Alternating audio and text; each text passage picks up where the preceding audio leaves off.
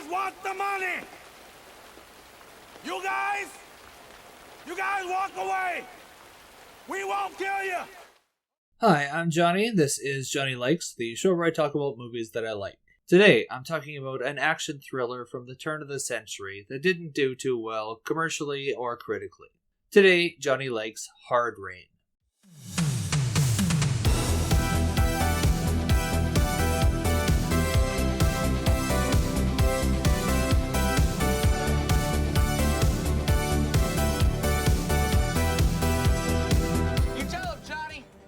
Tell the world. Christian Slater stars as Tom, an armored truck driver who gets held up by a gang led by Morgan Freeman during a terrible storm that has flooded a small town. The heist doesn't go quite as planned. Tom's partner and uncle, played by Ed Asner, gets killed during the robbery. Tom grabs the money and stashes it and runs for his life. It's a game of cat and mouse from there, as the gang really wants that money, and Tom really wants to live. I come back to this movie every couple years and give it a watch. I like the premise, I like the setting, I like the actors. It's a technically well-made movie, solid effects, good cinematography, tense action. On paper, it's got everything that should make a movie successful. Yet it just didn't seem to connect with a wide audience, and critics didn't like it. Well, nuts to them. I like this movie. I like the movie, but it doesn't mean that I'm blind to the problems with it. And there are problems. I'm not going to go over too many of them, though. One thing that has always bugged me, though, why does Christian Slater go so hard to protect this money? Is he not just like one step above a mall cop? The pay can't be that good. Certainly not worth dying for. He even bitches about how he doesn't even like the job to Ed Asner in the beginning. What's not to like, Charlie? The dashing polyester outfit or the solid three-figure income? Also, whatever is in the bags that he stashes is nowhere near $1 million, let alone $3 million. And there are more problems, but they honestly just don't bug me that much. I found it pretty easy to suspend my disbelief for this one. If you don't buy the premise, then you're not gonna like this movie. Like, by no means is it a perfect heist movie, but I still found it entertaining, warts and all. I feel for the actors in this movie. It must have just been a nightmare to film. Like 95% of the time, they're soaking wet and it's just pouring rain. Or they're wading in like hip-deep water. The dangers of electrocution, drowning, and hypothermia must have been on the crew and actors' minds pretty much all the time. And I'm sure that there was definitely days where the actors went home and just couldn't get warm. It was probably more stressful than your average movie set, is all I'm saying. As water-based movies have been notoriously tough to film. Take Waterworld or The Abyss. They were both legendary for their production difficulties, and I'm sure this one was no different. Although I am just guessing at all this, it could have went smooth and everyone might have had a good time, but my money's on it sucked most of the time.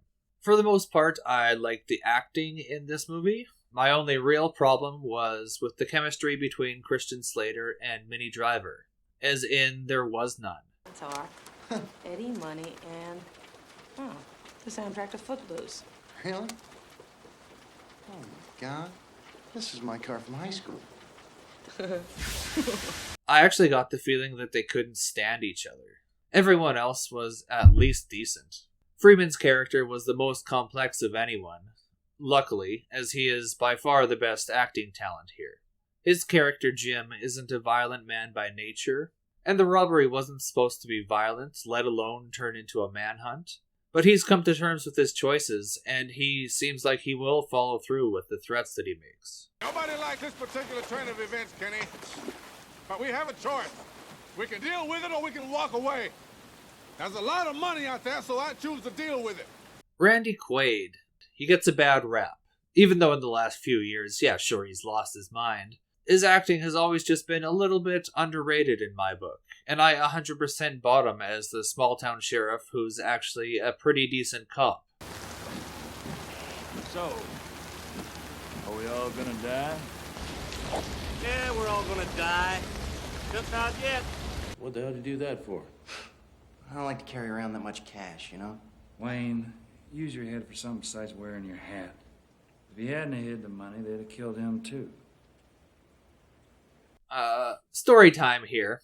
So back in the 90s or early 2000s, there was a Saturday Night Live skit where someone was impersonating Christian Slater, and they were trying to leave a voice message pretending to be Jack Nicholson. And the kind of gag was that Christian Slater sounds like Jack Nicholson, and he's kind of just like the younger poor man's Jack Nicholson. And I always thought that skit was really mean, but not entirely untrue. And it kind of ruined Slater for a few years for me, as every time I saw him in something, that skit would pop into my head, and it would just bring me out of the movie just a little bit. With that being said, he's fine here. He's nothing special. He's adequate action leading man guy. But I will always like him and enjoy watching him because of a few iconic movies that he's been in, mostly Heathers and True Romance. But I also have to give him props for his performance in Mr. Robot. That was legit excellent stuff.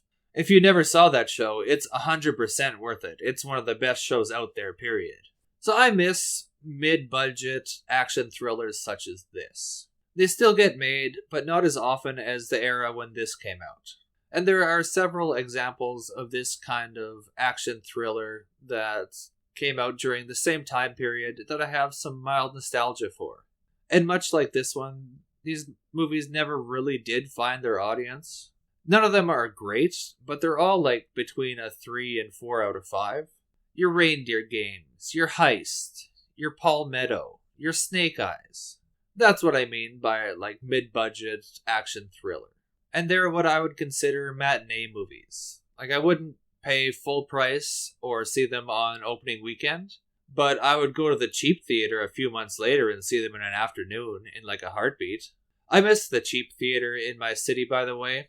It shut down like 6 months to a year before COVID hit.